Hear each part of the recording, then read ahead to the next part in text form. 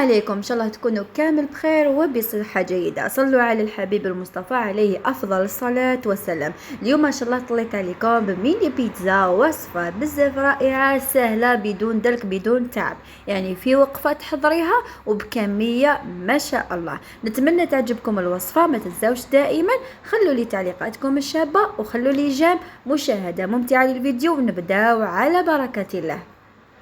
ريسيبيون ندير فيه نصف كاس من الماء يكون دافي، ونضيف عليه نصف كاس من الحليب يكون دافي، ملعقة من خميرة الخبز وملعقة من السكر.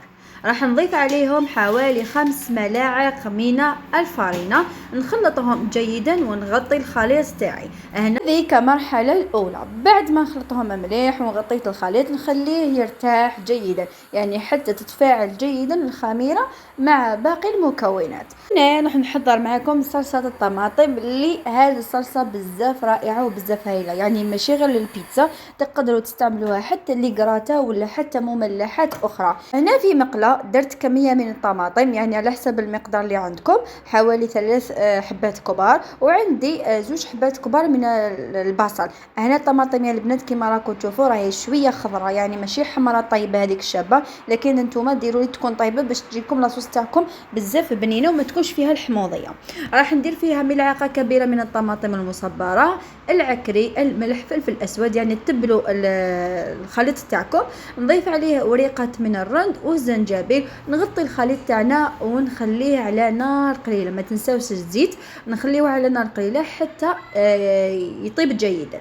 هنا راح نولي للخليط تاعي بعد ما تفاعل، نضيف عليه ملعقه كبيره من المارغرين، نضيف عليه 3 ملاعق من الزيت. هنا اللي ما يحبش يستعمل المارغرين راح يبدلها بالزيت ويدير 6 ملاعق من الزيت. راح ندير بيضه كامله بحراره الغرفه ونضيف عليها الملح، يعني نملحوا الخليط تاعنا، ونضيف عليها نصف ملعقه من الخميره الكيميائيه. هنا يا البنات بالك ديروا بيضه بارده، لانه الخليط تاعنا فيه الخميره ونحب يتفاعل لي وتخمر لي بسرعه العجينه تاعي، لهذا لازم تكون بحراره الغرفه. راح نضيف الفرينه. هنا كميه الفرينه ما نقدرش نقولها لكم، لكن نتوما لازم تتحصلوا على عجينه تكون تتلاصق في نفس الوقت تكون متماسكه يا البنات. هنا ننصحكم باللي اي نوع من العجائن مليح كي تكون تتلصق باش العجينه تاعكم تجي مهويه وتجي هشيشه. يعني اذا درتوها عجينه يابسه البيتزا تاعكم راح تجيكم يابسه وما تحصلوش على هذيك العجينه القطنيه اللي تسحقوها وتجي بزاف بنينه. هنا راح ندهن العجينه تاعي بالزيت ونخليها تخمر لمده مليحه، يعني حتى تشوفها تضاعفت. من جهه اخرى راح نروحوا لاصوص طوماط. كما قلت لكم شوفوا الطوماطيش تاعي هنايا مع الاسف ما جاتنيش حمراء مليح، لكن الذوق تاعها مقبول. اذا شفتوها جاتكم حامضه ضيفوا لها ملعقه كبيره من السكر باش تتخلصوا من الحموضه هذه. لكن الطماطم تاعكم اذا كانت من هذاك النوع المليح وتجي حمراء احسن، يعني بلا ما تضيفوا لها السكر. هنا راح نميكسيها جيدا حتى تحصلوا على خليط يكون مرحي مليح هكذا باش نقدروا نستعملوه. وهنايا بعد ما رحيته مليح راح نحضروا مباشره العجينه.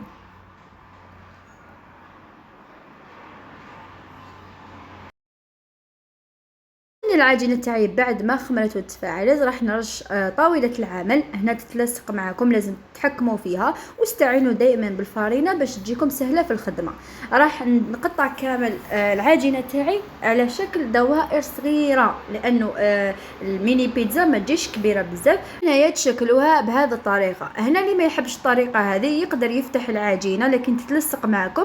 استعينوا بالفرينه، افتحوا العجينه وطبعوها على شكل دوائر. راح نكمل كامل ندير دوائر بهذه الطريقه للعجينه تاعي حتى كامل نكمل باش هكذا نبداو نشكلوا الميني بيتزا تاعنا. ودائما استعينوا بالفرينه باش تسهل عليكم وما تكثروش بزاف باش من العجينه تاعكم ما تجيكمش يابسه، لازم تبقى هذيك الطراوه تاعها وتعرفوا تتحكموا فيها.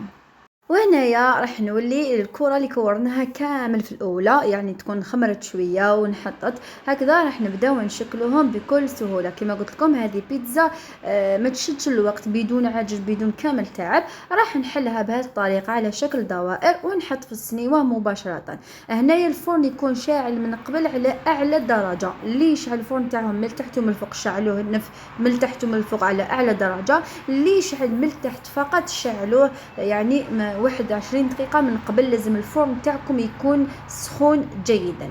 هنا بعد ما كملت كامل نشكل البيتزا تاعي راح نجيب لاصوص، يعني هاي كيفاش تجي القوام تاعها ما شاء الله، وراح ندهن كامل العجينة تاعنا من فوق بهذه الطريقة. ونكمل كامل الحبيبات بنفس الشيء. انا اللي يحب لاصوص تكون بكميه كبيره يدير، وكاين اللي يحبها ما يحبش لاصوص بزاف، يعني يبازي بزاف على العجينه، يعني على البيتزا في العجينه برك ديروا كميه قليله. راح نكمل كامل بهذه الطريقه. ودوكا نروحوا للتزيين اللي يكون بسيط جدا. انا ما زينتهاش بحاجه كبيره، يعني حاجه بسيطه اللي متوفره في كل بيت، هكذا تجيكم سهله وسريعه. هنا كما تشوفوا عندي طومات. انا شوفوا يا البنات، انا هذا اختيار ولادي، يعني نتوما اذا متوفر عندكم اي حاجه نطو ولا اي فيونداشي ولا بولي اشي كما حبيتوا. انا كان عندي هنا طومات، وما يحبوا الطومات الذوق تاعها في البيتزا. نتوما تقدروا ديروا طوب بالزيت يجي ثاني بنين. وراح ندير كامل بهذه الطريقه. بعدها راح نجيب الزيتون ونديرو كامل في الوسط، يعني بيتزا سهله سريعه وخفيف ظريف. راح نكمل ندير كامل الزيتون. بعدها راح نجيب الفرماج. هنا الفرماج اي نوع عندكم في الدار اللي يكون رابي. نستعمل فرماج بيتزا هذوك اللي جو صغار. شريت علبه واستخدمتها كامل في البيتزا هذه، يعني ما تجيش فيها بزاف. راح ندير كامل كميه قليله. هنايا البنات في البدايه ندير كميه قليله، وكي تطيب راح نكمل الباقي هكذا باش تجي هذاك الفرماج يذوب ويجي الشكل تاعو بزاف شباب. هنا جبت جبن وراح ندير كقطع صغيره هكذا كتزيين بسيط. كما قلت لكم البيتزا تاع اليوم بسيطه ما فيها والو، يعني كان الذوق تاعها خرج ما شاء الله صراحه. لكن حبيت ندير حاجه اللي تتحضر بسرعه ويعني تجي بنينه ما شاء الله.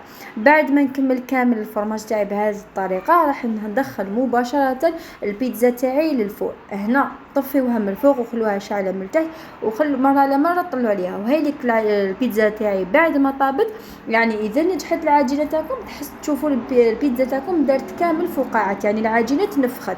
هنا راح نكمل ندير الكميه الاخرى تاع الجبن. هنا راح نضيف كميه لا باس بها، يعني نكثر شويه باش نتحصلوا على هذاك الجبن اللي يجي يشبب من الفوق ويجي ذايب.